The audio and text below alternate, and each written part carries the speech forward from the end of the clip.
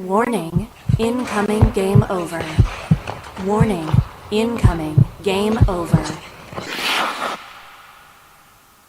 Hello, welcome. Good evening, everybody. Welcome to the Game Over Winnipeg post-game show from the Winnipeg Jets versus Pittsburgh Penguins game that ended 4-1 in Winnipeg's favor. The Winnipeg Jets are now 17-3 to start the season. 17 wins in the first 20 games. It's been one incredible ride, and this was kind of the perfect start. The perfect start, I would say, to this road trip. The longest road trip of the season for Winnipeg. They were just, it was a game where they dominated from start to finish. It was very impressive. They locked a lot of things down. They got offense from a lot of different places. So it was just fantastic. Get a quick ad read here as we start.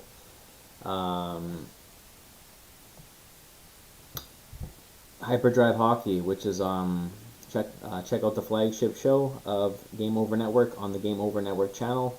Hyperdrive Hockey, all things hockey across various leagues in multiple countries, whatever it is and wherever it is.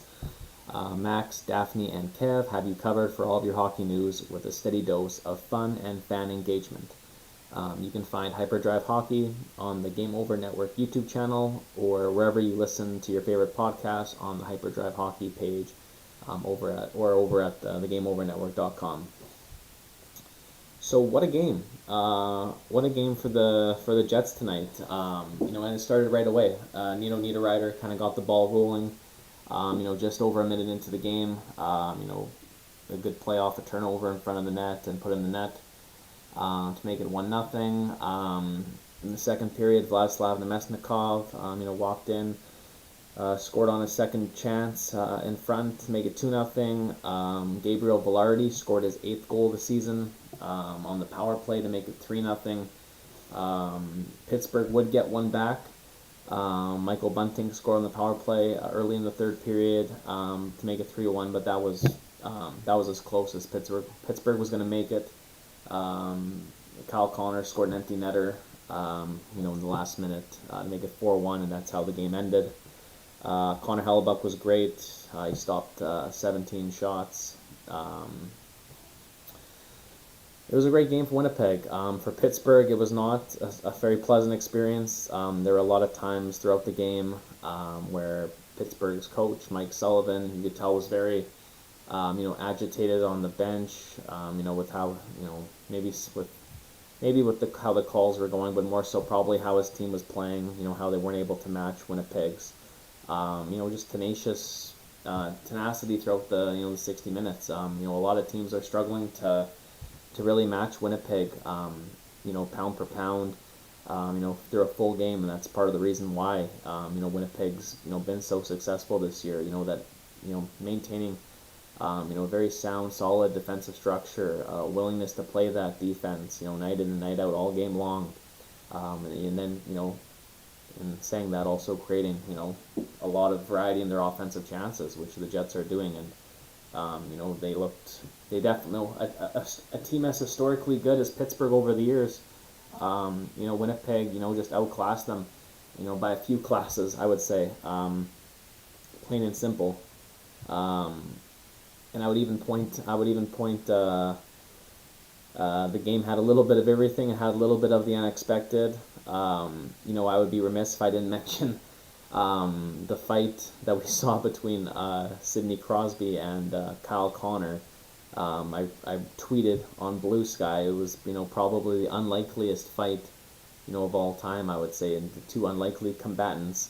I think there was a little bit of frustration from Crosby's end. I think Connor got him earlier in the play, and then they kind of got into some fisticuffs around the benches, and they were both sent off for fighting. It was just kind of comical in a sense. They're two people, in Kyle Connor's case especially, someone that never fights, never is getting in there when there's rough stuff, is not a physical player. But I will give Kyle Connor some credit. I'll give him a lot of credit. He's a one heck of a hockey player. But I felt like kind of ever since late last season in that into that playoff series with Colorado, his game's really his game's almost evolved to a point where he's playing not just two-way hockey, but he's playing with a bit of an edge, a bit of a mean streak, more willing to engage. Maybe in the physicality. Maybe he's not just a one-dimensional goal scorer. He's playing more of an all-around team game. And again, I think Scheifele's doing the same thing this year and into last year as well. And those are big reasons why the Jets we have 17 wins of our 20 games. Like we're getting a lot of we're getting buy-in from Connor, we're getting buy-in from Scheifele, buy-in from Ehlers. And I think because of the fact that we're so successful, you're going to see these players continue to buy in, because they're reaping the benefits of playing this right style of hockey that's been working. They're really padding their stat lines. All these players are well over a point per game players while still playing the right way. So it's been downright impressive. Up and down the lineup, and especially your top guys have to be great. Our top guys have been great. So it's just been a treat to watch, and I'm still kind of stunned. 20 games into the season, I don't think anyone would have said that the Jets, would have won 17 of them, would be top team in the National Hockey League. It's been great. It's been fantastic. It'd be great if this could be the season where the Jets can finally raise a banner. We've been in the league since 2011. So I guess this was the 14th season. I don't know if my math's right. But we've never won a division. Never won a conference yet. I will say the 2018 season, I think we were second in the NHL. The entire season, but the first place team was Nashville. That was in our division, so they took home the President's Trophy and the Central Division, or we would have been right there. So it's exciting to see that we could win one of these regular season banners. Albeit, as we know, it doesn't really mean anything at the end of the day. It's what you do in the playoffs. But if the Jets are kind of hopefully putting together a blueprint of how to play in the playoffs, hopefully all the success that they have is hopefully going to make the team stronger, more tight, and more ready to play playoff hockey. Something we didn't really see in the Colorado series last year, where the Jets got away from their game and weren't able to match Colorado. It would be nice if the Jets this time around were that really hard team to play against in the playoffs, that they seem capable of. But let's not get too far ahead of ourselves, I guess. Tonight we're just happy and celebrating the Jets 4-1 win over Pittsburgh. It was a great night. Let's hit another ad read as we go to the second period of this show. LaRouche. Game Over Network is an independent production focused on community, inclusion, and quality people. So if you're interested in supporting the Game Over Network, we have crowdfunding options available. In the description of this episode here on YouTube, you'll find a link to our Patreon page. And we're also working on a page through LaRouche, which is a crowdfunding platform for companies originating in Quebec, which is probably why I never heard of LaRouche. But for LaRouche, we're aiming to raise $15,000, and if we hit that goal, we'll gain access to government grants that will allow us to employ more people. So if you have any ideas for what you'd like to see as giveaways from these crowdfunding efforts, please let us know in the comments. On Twitter, Instagram, our Discord server, and the ever-growing Blue Sky app. It's been Blue Sky. It's like the new Twitter. It's Twitter without all the kind of all the BS stuff that we've kind of seen on that app the last couple of years. I'm on there. It's great. I tweet, whatever you call it there. I do that quite often, and with Jets news, stories and whatnot, and a lot of our other Game Over hosts have kind of migrated over there. It's a good community. I think Blue Sky is growing and growing, so hopefully we'll see some of you there. Or check out our Discord server. Discord's another app. It's kind of like a chat app. We got about 100 people or so on our Discord. And yeah. Anyways, I know maybe some people are interested in winning this coin. I put out on my Blue Sky page earlier today that someone, a listener or a viewer, would have the opportunity to win one of these. I was at the Jets game on Tuesday at home, and it was Canada Life Center's 20th anniversary.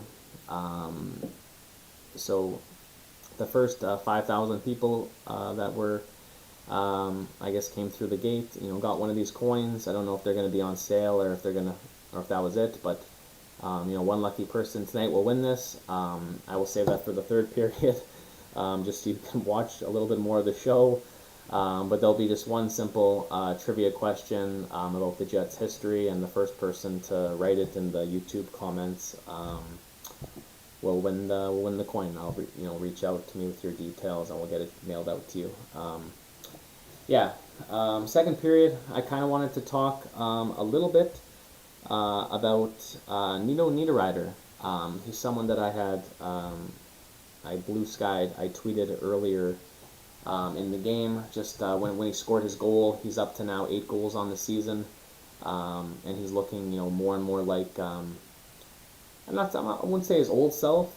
I felt like he was good when he first got over to the Jets. I liked his game a lot.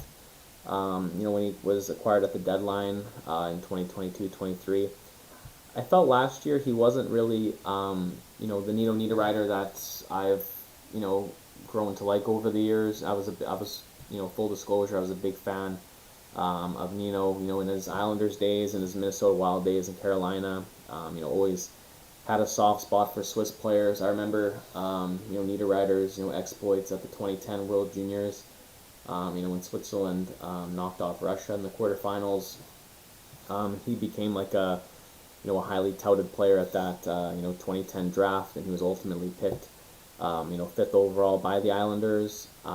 So I've been following Nino's career forever, for a very long time, and it took Nino. I remember it took him a little bit to even break into the NHL. He was kind of considered He was very slow out of the gate, where a lot of people were calling him a bust, for a 5th overall pick. I remember, I'm looking at his stats here, and he played 55 games, in the 2011-2012 season, his rookie year. Guess how many goals he got in 55 games? 1. 1 goal, no assists in 55 games. So he was a potential draft bust. The break that he got was after spending the next season. He spent the whole next season down in the American League with Bridgeport, and he kind of found his game. I believe he had 50 points in 74 games. He got moved. He got dealt. He joined the Minnesota Wild. It was kind of a fresh start for Nino. It was a place for him to kind of get his bearings. As a National Hockey League player. Playing on a good team. The first 2 seasons Nino was in Minnesota. They were not only a playoff team, but they got to the second round. It was so he played on a very good team, and he was putting up numbers. That first season he was there, he had 36 points, 37 points the following year, and then a steady climb. The next season he had his first 20 goal year, and then he had a career high 25 goal year. After that, and he was on his way. Nino Niederreiter, is one of those. He's been a top. Honestly, until he got to Winnipeg, he was always, a top 6 player. Usually playing on the second line, but he's played first line minutes for sure as well. And it was really when he got to Winnipeg, he's pretty much been stapled on that third line with Adam Lowry this entire, tenure he's been here. He's always someone that I feel like can play more up the lineup, due to injuries or whatnot. But I also think that he really likes his role with the Jets, and the Jets really like him in that role. Adam Lowry really likes him, on his line. Mason Appleton does. He feels quite. He's such a a Swiss Army knife, if you will. No pun intended with him being Swiss, but he's such a good utility player. Um, you can plug him anywhere. He's a line driver. He drives the pace of play. Whatever line he's on. He's tough. He's physical. He's hard to play against. He's like the perfect complementary middle six forward on a Stanley Cup champion team. And he's really been that way throughout his entire career. After Minnesota even. He went to Carolina for 4 seasons and had a lot of success. He played on a line with Sebastian Aho at times, Andrei Svechnikov at times, and had success scoring, feeding them the puck, scoring goals. Nino's a guy that scored 20 goals, I believe, 4 or 5 times in his career so far, and I think last year he only had 18 goals in 77 games. This year he's going to get that for sure. He's up to now 8 goals in 20 games, 13 points in 20 games as well. Nino's well on his way to having a potential career year on the third line, which is, it says a lot about him. It says a lot about the team that he's playing around, the line mates that he's playing around. It's been really good. And as a longtime fan of Nino, I was very thrilled when he came over to the Winnipeg Jets.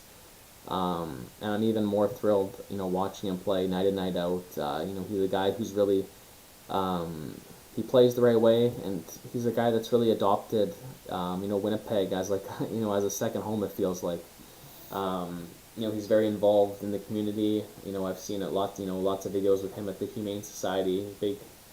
He's a big, dog fan. Loves to volunteer his time, to help out the dogs. I believe he helps coach. Like a minor hockey team, that True North runs. So he's very involved. He's really, kind of a Winnipegger, true and true. And he signed that extension last year for 3 more years. That shows that he wants to be here. So yeah, a lot of good things I could say about Nino Niederreiter. I hope I shared a little bit. I just hope hope that he has a career year. I'm a big fan of him, and if he does that, this team's, going to be continuing on their way. And yeah, I know we got some viewers that want to get to this coin thing. Let's do another ad read as we go to the third period. Game on, Winnipeg. So we don't have game on, but this is game over. Game over has you covered after the game. But in order to get ready to watch the Jets, you've got to get your game on too. So Game On Winnipeg is a short-form daily news podcast covering everything you need to know about the Winnipeg Jets. Debuting soon. Get all your Winnipeg Jets news in under 10 minutes.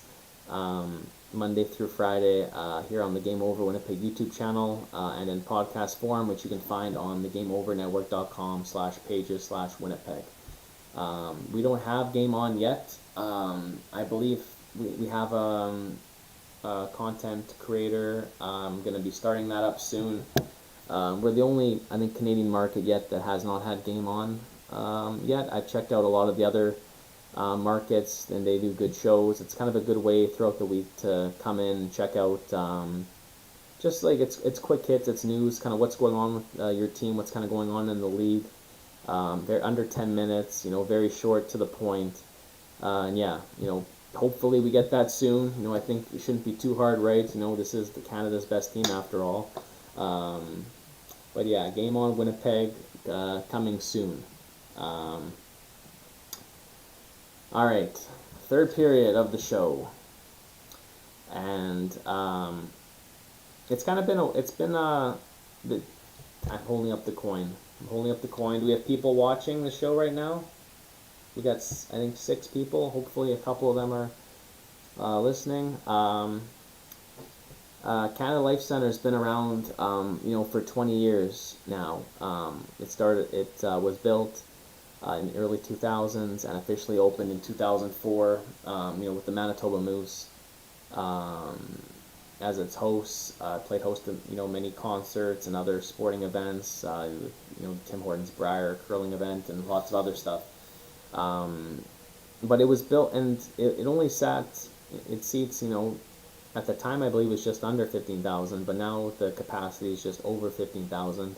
Although we didn't have an NHL team at the time, True North, built it in downtown Winnipeg with the intention of, the Winnipeg Jets returning. Like that was the goal, and was that, this Canada Life Center, at the time it was MTS Center, could be, a National Hockey League rink, and it proved a lot of naysayers wrong when it did become an NHL rink, in 2011, when the Jets were, considered one of those teams close to returning with either Phoenix or Atlanta moving.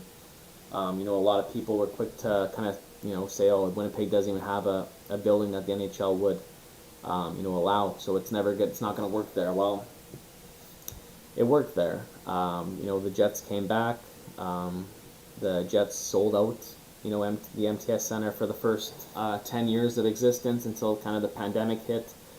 And then obviously, about the drops in attendance since. We're kind of coming back from that, it looks like. We don't... It's interesting because the Winnipeg Jets don't have the same corporate support as, any other city in the National Hockey League, and we rely almost solely from, just individual people, people in the community to support the team.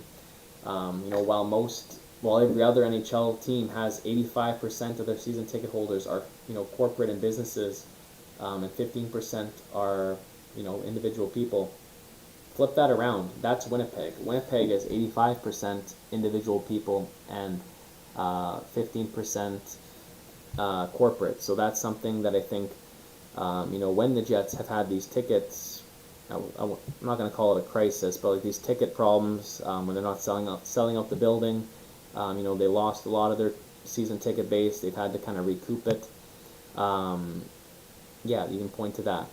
So this past off season, the Jets, they went out and they recouped a little bit of their season ticket base. They went from 9,000, I believe, to 9,500 season ticket holders, so a gain of 500, over the course of one season. It's a step in the right direction. I think the goal is to get back to, 13,000, season ticket holders, or somewhere close to there, 12 to 13,000. And yeah, I don't want to keep rambling on about it too much, but anyways, so the other night on Tuesday when the Jets won their game, they handed out 5,000 of these coins. I have one of them. If you're watching, you can have one of them too, and you just got to be the first one in the chat to answer this question. When the Winnipeg Jets came back in 2011, they lost their first regular season home game, their first game ever back.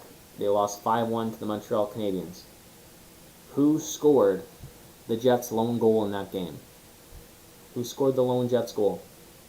And this player was actually my first ever interview at a Jets game, I interviewed him after practice, but we had a very nice talk for about 10-15 minutes about his career. This player comes from an unusual country. That's a hint. So yeah, if you're watching, who scored the first ever Jets goal in 2.0 history in 2011? I see that there's 3 people watching. If you're watching, if you know the answer, feel free to write it in the chat.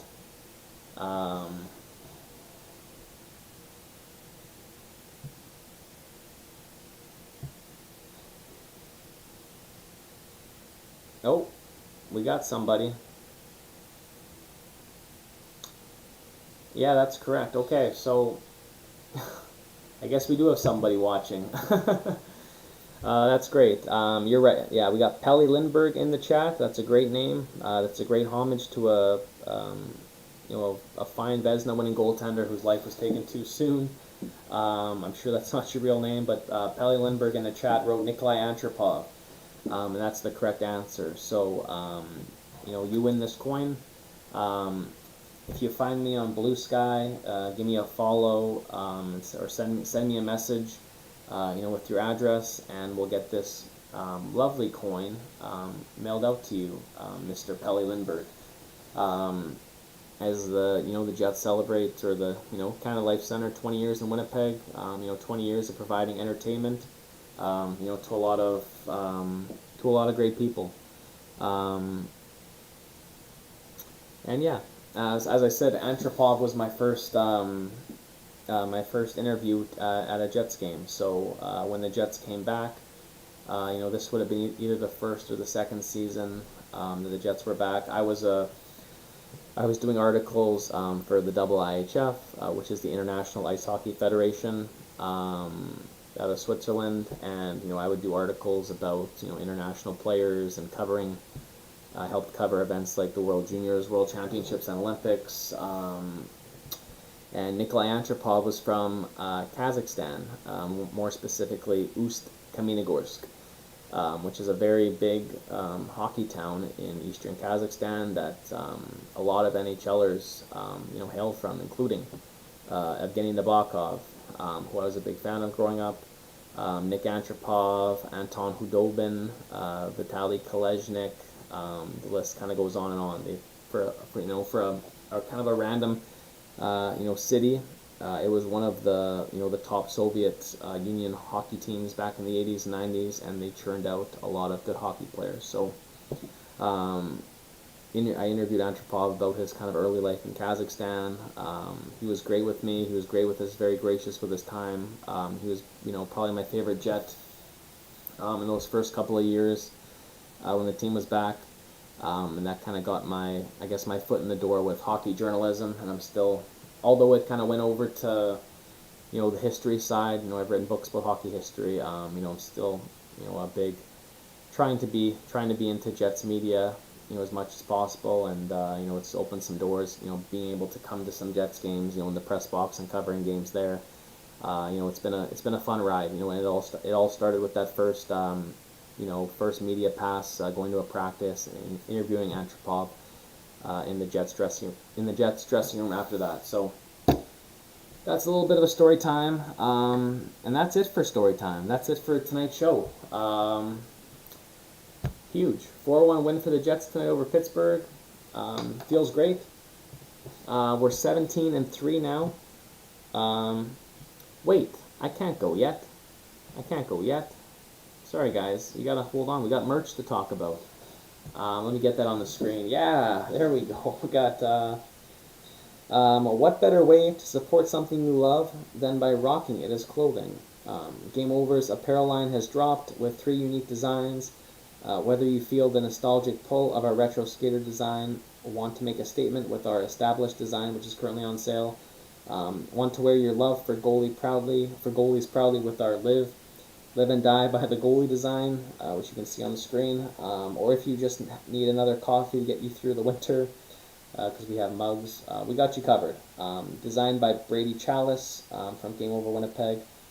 Use the QR code on screen now and take a look through our apparel store and help us rebuild local sports media in Canada while repping your community. Check it out, people. The apparel's great. It's worth looking into if you want to have an additional, some Jets wear to wear around the, the community and stuff. Yeah, I'll get that off the screen. You can see my cute face again. Hi. So with that, we will be wrapping up this show. It was great. It was fun. We gave away a coin. That's always cool. We'll be back here tomorrow night. So the Jets continue this road trip with a back-to-back. They play the Nashville Predators tomorrow night at 6 o'clock local.